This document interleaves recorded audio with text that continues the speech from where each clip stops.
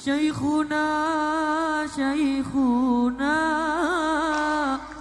Namuliakan Allah SWT, karena agama dengan para ulama itu tidak bisa dipisahkan mereka.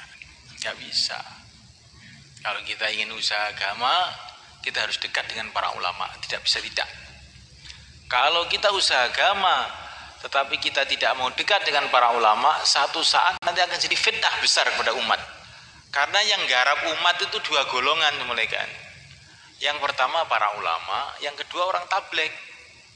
Yang garap umat itu. Nah, ini kalau orang tabligh tidak menyatu dengan para ulama, nanti lama-lama ada ulama, ada umat klub tabligh, ada umat klub ulama. Akhirnya berbenturan. Kamu yang dapat dosanya. Maka sunnah malaikat Syekh Ilyas itu sudah menanamkan dalam 6 sifat itu ikramul muslimin. Rinciannya memuliakan ulama, menghormati orang tua, menyayangi anak muda.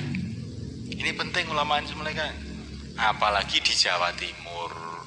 Di Jawa Timur itu tempatnya ulama, tempatnya pesantren paling banyak di Indonesia di Jawa Timur ini. Kalau kita tidak betul-betul menyatu dengan para ulama, dekat dengan para ulama, mengkondisikan itu, nanti dakwah itu nggak akan bisa jalan dengan baik. Katanya Maulana Jamsid, kalau ada pejabat, ada orang umum, ada itu tidak setuju dengan tabligh itu, saya tenang-tenang saja, tidur saya. Tapi kalau ada ulama tidak setuju, langsung nggak bisa tidur saya itu.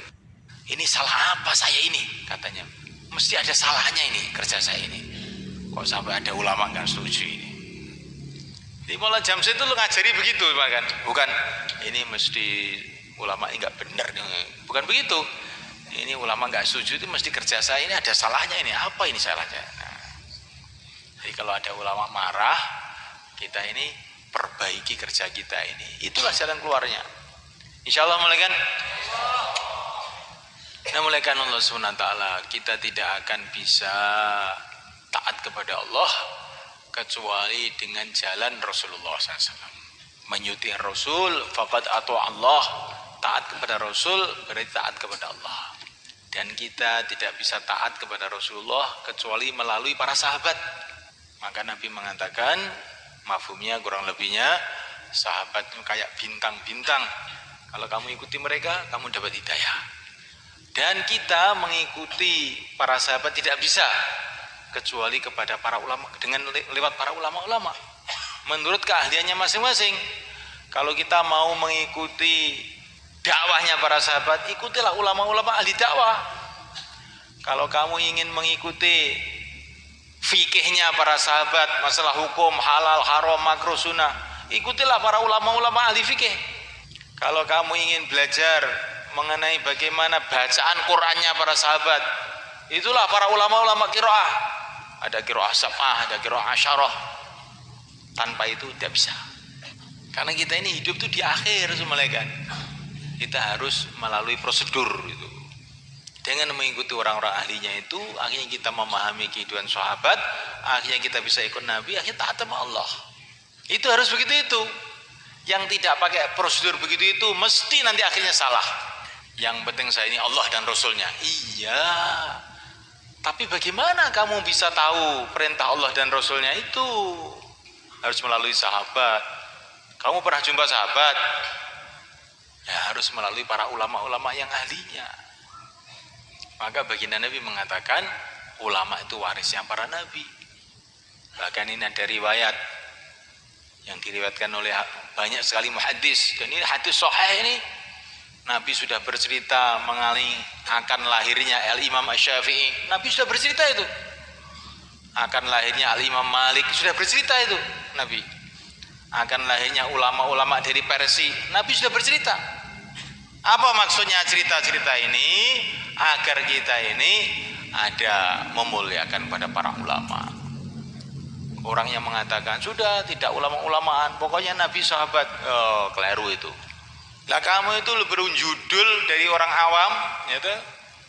Nggak tahu lor kidul, tahu-tahu nggak mau ikut. Oh, nanti insya Allah itu akan kesesat di jalan. Begitulah kalau orang tidak mau ikut ahlinya. Ini dakwah sudah dibikin mulus, tinggal naik saja. Bukan hanya jalannya saja yang mulus, bisnya pun sudah disiapkan.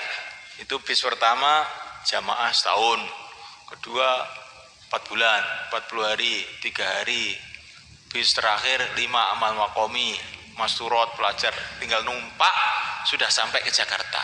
Nah, duduk tidur sudah sampai ke Jakarta.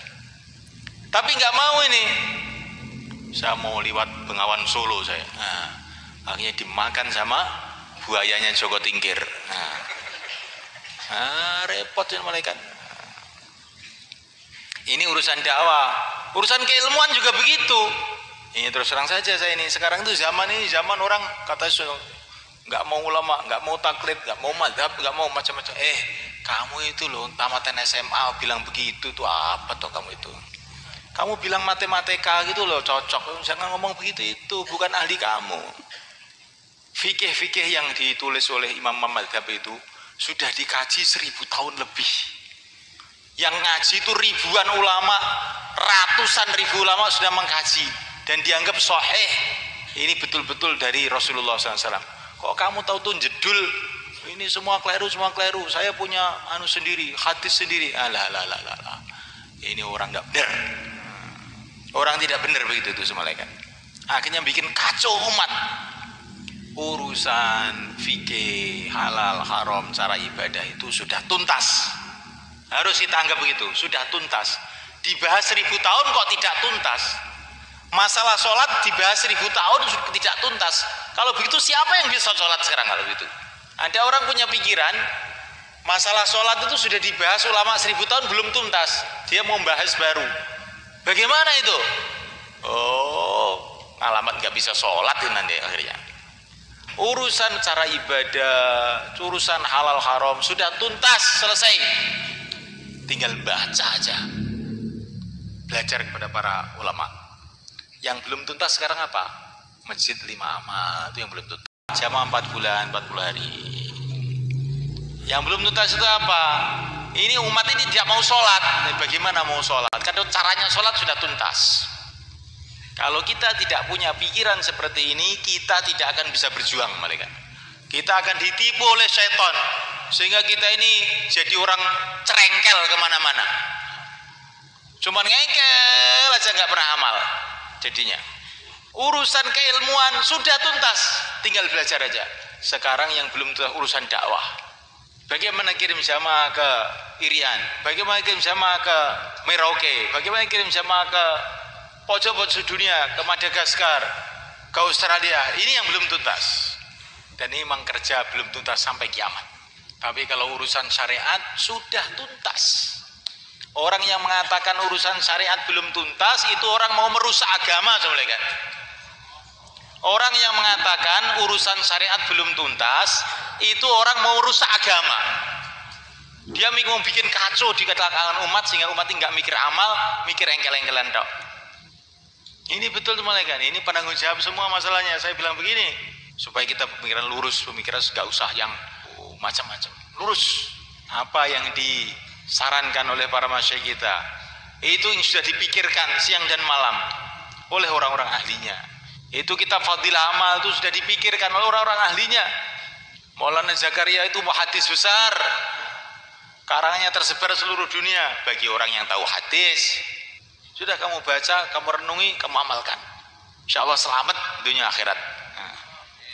Nggak usah mikir ini hadis ini, bagi apa tuh hadis-hadis ini, sepenting selamat. Pengen selamat pora karena itu. Ini orang belajar hadis arba'in saja itu pun pakai terjemah sudah menilai Maulana Zakaria ini hadisnya dhaif. Dhaif ki apa dhaif ki? Kuwi urusane wong ahli hadis itu urusane umat awam. Kuwi Maulana Zakaria wis dipikir nih. Sudah dipikirkan siang dan malam bahwa yang ditulis itu walaupun dhaif tapi dhaif yang bisa diterima. Sudah ringkasnya begitu. Tinggal diamalkan saja.